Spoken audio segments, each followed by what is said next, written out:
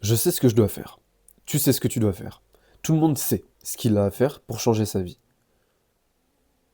Tu sais quoi faire pour avoir plus de muscles. Tu sais quoi faire pour avoir de meilleures relations, avoir des femmes. Tu sais quoi faire pour avoir plus d'argent. Mais, mais, roulement de tambour, la raison pour laquelle tu n'as pas, c'est parce que tu ne fais pas. Mais, pas seulement. C'est ce qu'on pourrait croire. De manière générale, on nous dit que la seule et unique façon d'obtenir ce que l'on souhaite dans la vie, c'est le passage à l'action. Tant que je ne passe pas à l'action, je n'aurai pas. Et c'est réel. C'est réel parce que ce monde dans lequel on vit est un monde physique dans lequel il faut agir. Si je veux boire une gorgée de cette tasse, je dois prendre cette tasse.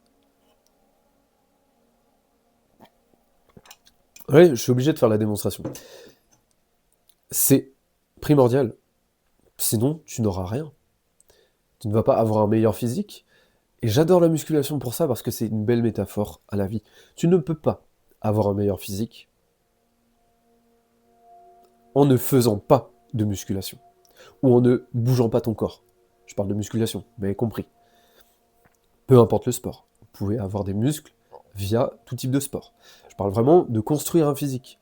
Vous ne pouvez pas y aller, construire un physique, sans soulever du poids, sans solliciter votre muscle. Donc, si ça, c'est pas possible, pourquoi ça serait possible d'avoir de l'argent, d'avoir des relations, sans rien faire? Et je parle pas de faire de grandes actions.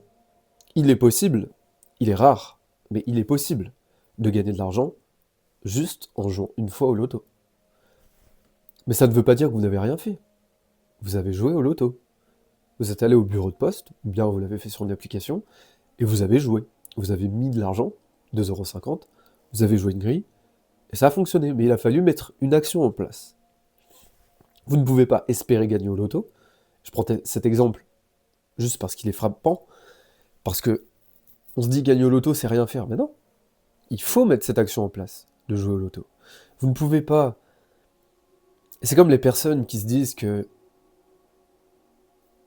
d'un coup, ils vont rencontrer l'âme sœur, ça va arriver. Du jour au lendemain, ils vont se balader dans la rue. Ok? Sauf que, est-ce que t'as déjà vu une femme aborder un homme dans la rue? Hormis tracts publicitaires, etc. Peut-être que ça arrive dans d'autres civilisations, d'autres pays. En tout cas, en France, j'ai jamais vu ça perso. Mais au-delà de ça, est-ce que tu penses rencontrer ton âme sœur en restant chez toi tout le temps enfermé et juste faire boulot, métro, dodo? Non. Il y a des gens qui espèrent, qui se disent qu'ils vont rencontrer la femme de leur vie, déjà qui ne sortent jamais. Encore une fois, je parle vraiment, je prends des exemples extrêmes, dans le sens où je veux vous prouver qu'il n'y a pas de grandes actions à prendre. Vous pouvez avoir, mais il faut passer à l'action.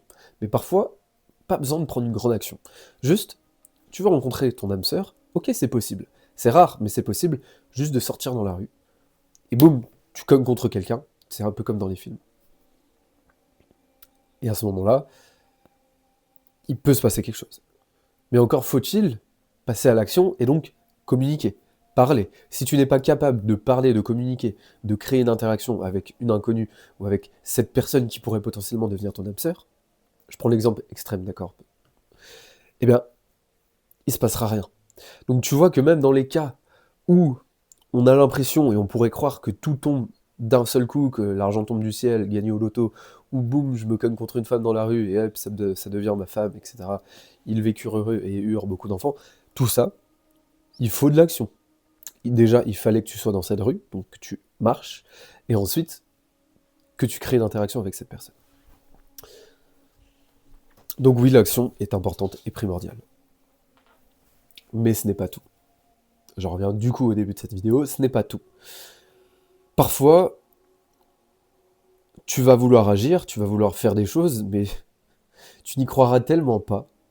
Tu seras tellement démotivé par ce que tu fais, tu seras tellement coincé dans tes croyances, dans tes peurs, dans tes ressentiments, dans tes mauvaises émotions, que quoi que tu fasses, ça marchera très mal. ça sera très difficile. Et tu auras très peu de résultats. Et donc, oui, c'est bien de savoir quoi faire. Oui, c'est bien de le faire. Mais si tu n'es pas aligné avec ce que tu fais, si tu ne te sens pas, j'ai envie de dire, digne de ce que tu fais, ça va être très dur d'avoir des résultats. Et tu vas agir longtemps pour avoir ce que tu veux. J'en ai fait des vidéos sur cette chaîne, sur la métaphysique. Mais je pense que le sujet est traité trop de manière commerciale, marketing. Alors qu'il est vraiment réel, qu'il est vraiment profond, et qu'il détient la clé de la réussite, à mon sens. Je dis ça, je ne suis pas forcément dans la réussite. Je n'ai pas forcément tout l'argent que je veux. Je n'ai pas les relations que je veux. Mais je sais que ça va arriver. Et si je dis ça, c'est parce que j'ai pu vivre, on va dire, des micro-réalisations de ce qu'est l'alignement avec la bonne fréquence. De ce qu'est agir en ayant la bonne fréquence. Et là, les résultats sont complètement délirants. Tout vient facilement. Ça ne veut pas dire qu'il ne faut pas agir, justement. Tu agis, mais ton action t'apporte des résultats auxquels tu ne t'attendais pas. Uniquement parce que tu as changé ta fréquence. La fréquence, c'est quoi? C'est le résultat de tes croyances, de tes émotions prédominantes. Ok. Si toute la journée tu te sens triste, tu es dans une fréquence vibratoire de tristesse. Donc tu vas attirer de la tristesse. Si tu te sens heureux, tu es dans une fréquence vibratoire du bonheur, donc tu vas attirer des choses qui vont te permettre d'être encore plus heureux. Tu as ce que tu as. Je sais plus quelle phrase disait ça, enfin quelle phrase. Je sais que c'est dans la Bible. Euh, je l'aurais pas exactement, je vais essayer de te la refaire. C'est hmm, celui qui a, il l'aura plus encore, et celui qui n'a pas vivra, n'aura rien jusqu'à la fin de ses jours. Enfin, je sais pas du tout ça la phrase exacte, mais il me semble que c'est Matthieu, etc. Je sais plus. Bon, ça ressemble à ça. Autrement dit, ça veut dire que tu dois déjà avoir intérieurement pour avoir extérieurement. Et donc, quand tu passes à l'action, assure-toi que le résultat que tu cherches à atteindre via cette action, tu sentes comme si tu l'avais déjà intérieurement. Et donc la fréquence, c'est ça. Donc les émotions prédominantes, tes pensées, tes croyances, ton identité et ton attention. Voilà ce que c'est la fréquence. Si tu mets ton attention sur ah, tout va mal, ça va pas bien, je me sens triste, donc émotion prédominante, pensée, attention, tristesse, croyance, ça ne va pas marcher, je ne suis pas fait pour ça, etc. Identité, je vais essayer, je vais passer à l'action, mais alors je me sens pas du tout, donc tu es dans ton ancienne identité, hein, du mec qui n'a absolument pas le résultat que tu souhaites avoir, tu vas passer à l'action, avec toutes ces croyances négatives, et cette action n'apportera aucun résultat, ou alors très peu de résultats. Et donc il faudra une action, encore une action, encore une action, et 10 000 actions pour que peut-être à la fin tu commences à changer tes croyances. Alors que tu pourrais, finalement, changer tes croyances dès le début, changer ta fréquence dès le début, et à cela ajouter de l'action, pour que ton action ait un résultat décuplé par rapport à si tu avais agi avec la mauvaise fréquence. Je suis pas un expert de la manifestation, etc. Juste, j'ai lu pas mal de bouquins sur le sujet, et je l'ai expérimenté dans ma propre vie. Et je me suis bel et bien rendu compte que ce changement de croyance, de fréquence, etc., fait toute la différence. Complètement. Je suis passé du mec où j'ai eu plusieurs périodes dans ma vie, ok. Mais si je remonte à il y a 4 ans, je pense que j'étais dans une période, je sais pas pourquoi, mais j'étais dans un manque. Je vibrais le manque, en termes de partenaires, de relations, etc. J'étais dans un manque. Je le vibrais, je le savais, j'étais pas bien. Et à ce moment-là, j'essayais de sortir, etc., pour faire des rencontres. Et j'attirais pas, ça marchait pas, c'était compliqué. J'étais pas... Je sentais que, ok, je m'intéressais au charisme, etc. Mais il n'y avait pas pas du tout d'attraction. Je faisais 10 kilos de moins, j'étais... J'étais fatigué, je mangeais mal, etc. Enfin, vraiment, il y avait une mauvaise vibration à ce moment-là. Et je le vois aujourd'hui, 4 ans plus tard, et surtout cette dernière année, où j'ai complètement changé ma vibration par rapport à ça, j'ai complètement changé mes croyances par rapport à ça, et les résultats ont été drastiques. Si je sors, je sais qu'il y a de fortes chances que j'ai des résultats. Alors oui, ça demande un passage à l'action. Si je sors et que je n'apporte personne, évidemment, il se passera rien. Enfin, non, je dis ça. Évidemment, ça c'est faux. Il s'est passé plein de situations dans ma vie où je n'ai pas abordé, et c'est comme je le disais, du coup, je suis sorti, minimum, tu vois, où je n'ai pas abordé, et pourtant il s'est passé des choses. Parce que la fréquence fait que t'es attirant, il va se passer quelque chose. Si c'est ce que tu souhaites. Mais évidemment, il faut prendre cette action de sortir. Si tu ne sors pas, si je ne sors pas de ma chambre, et c'est un petit peu le cas actuellement, je ne sors pas beaucoup, et ben il se passe rien. Il se passe pas grand chose du moins. Même s'il pourrait se passer quelque chose. Bref, tout ça pour dire que lorsque vous changez ce qu'il y a là-dedans, autrement dit, ça va changer votre fréquence, votre action va avoir un résultat démentiel. Donc l'action seule ne suffit pas. Et je suis personne pour le dire, ok? Je dis juste cela parce que, d'une, c'est ce que disent les personnes qui enseignent la manifestation, c'est ce que disent tous les livres que j'ai lus sur la manifestation, et de deux, parce que je l'ai vécu, à petite échelle. Alors je parle des relations, je l'ai vécu pour d'autres sujets également. Je l'ai vécu pour d'autres sujets. J'en parlerai pas forcément. Mais c'est puissant. Ou en tout cas, au-delà d'être puissant, c'est juste, ça marche. C'est comme ça que ça marche. C'est pas mystique. Et je pense pas que ce soit mystique. Je pense qu'on a trop mystifié le côté manifestation. On a trop mystifié ce côté loi d'attraction. Justement, à cause de la loi d'attraction. Parce que ce n'est pas quelque chose de magique, forcément. Alors, on peut le voir sous cet angle-là. Mais je pense que c'est juste aussi beaucoup neurologique. Les neurosciences vont vous dire, ils vont vous parler du système d'activation réticulaire. Pour moi, c'est ça. Aussi. C'est pas que de l'attraction magique. C'est, admettons que vous visualisez tous les jours tel type de voiture, et ben vous allez finir par la voir. Partout, autour de vous. Voir, la voir en vrai, pour vous. Et c'est pas forcément, c'est pas tant de la magie, c'est surtout votre système d'activation réticulaire, donc votre système d'attention à l'intérieur de votre cerveau, qui va capter ce sur quoi vous mettez votre attention de manière générale. C'est-à-dire que si vous visualisez tous les jours cette voiture, votre cerveau va capter cette voiture. Ça veut dire qu'elle a toujours été là, cette voiture. Elle a toujours été dans votre environnement.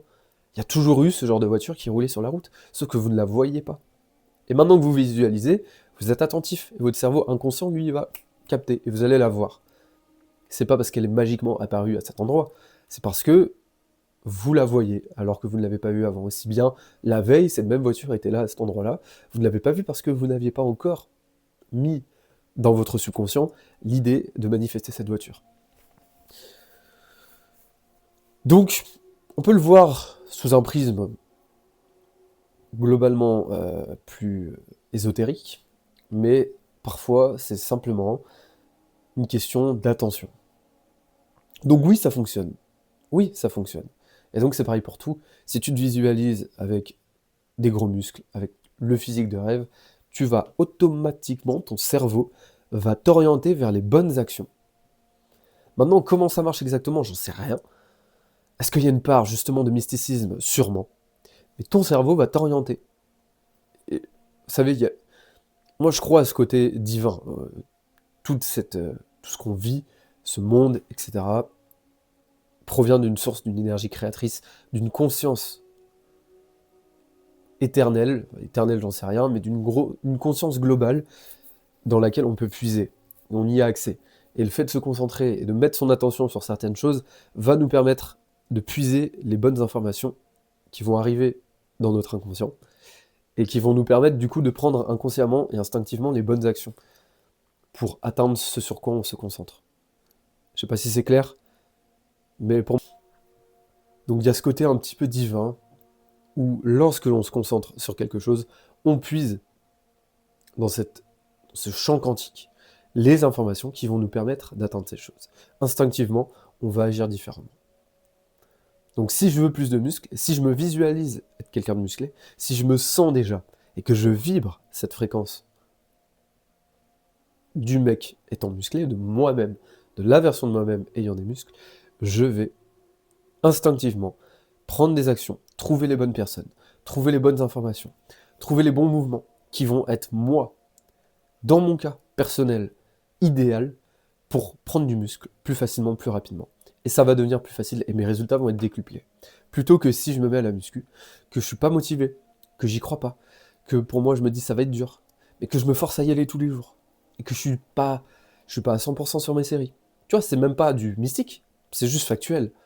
Si je me sens pas dans la bonne fréquence et que je crois absolument pas que je peux devenir musclé, déjà je vais pas y aller tous les jours, je vais y aller à 50-40%, je vais pas me donner à fond. Résultat, je vais pas avoir de résultat dans la glace ou très peu, ça va me démotiver. Et les mois vont passer et je vais voir que ça prend pas et je vais arrêter. Et je vais me dire ah bah oui, bah j'avais raison, la muscu ça ne marche pas. Alors que pas du tout. C'est juste que j'y croyais pas. C'est juste que je vibrais la fréquence du gars pas sportif, pas musclé, pour qui c'est trop dur de faire ça. Alors que si je m'étais mis dans la fréquence, donc ça passe par la visualisation du mec qui est musclé, pas le mec qui fait de la muscu, le mec qui est musclé, ça m'aurait déjà motivé de par cette vision que j'ai. Je serais allé à la salle, peut-être d'une manière mystique ou pas, comme je vous le dis, côté divin, les bonnes informations seraient venues à moi. Comme par hasard, je tombe sur la bonne vidéo. Comme par hasard, je trouve un coach qui correspond vachement à ce que je dis que je n'avais pas vu avant. Comme par hasard, je commence à découvrir des exercices qui me font kiffer. Je suis motivé à y aller tous les jours. Je me donne à 100%, puisque je me visualise, puisque je suis dans ce personnage. Je commence à avoir des résultats. Je me regarde dans la glace, je vois que ça prend. Je suis motivé, je continue. C'est mon identité. Il n'y a plus rien à prouver. Et ainsi de suite. Et je deviens musclé en 2-3 ans. Et j'ai un physique qui éteint tout le monde. Alors que l'autre mec, il va arrêter. Il va revenir, il va arrêter. Ça fera 6 ans qu'il est inscrit à la salle, où il aura arrêté à chaque fois 2-3 mois par-ci par-là. Son physique n'aura pas bougé, parce que non seulement quand il arrête, eh ben, il se passe rien, mais en plus quand il y va, ben, il se donne pas à fond. Donc il y en a un, ça fait 6 ans, qui se bat tous les jours avec lui-même pour aller à la salle parce que c'est trop dur d'y aller. Il a toujours pas de résultat. Et il y a l'autre, pour qui c'est facile d'y aller. Ça fait 3 ans et il a déjà un physique de monstre. Voilà en quoi la fréquence est importante. Voilà. Je vais creuser le sujet, oui et non. En tout cas, je vais l'expérimenter beaucoup plus. Pour tout. Et parfois, on a des blocages, on a des résistances. Et je sens certaines résistances actuellement. C'est peut-être là le point à creuser.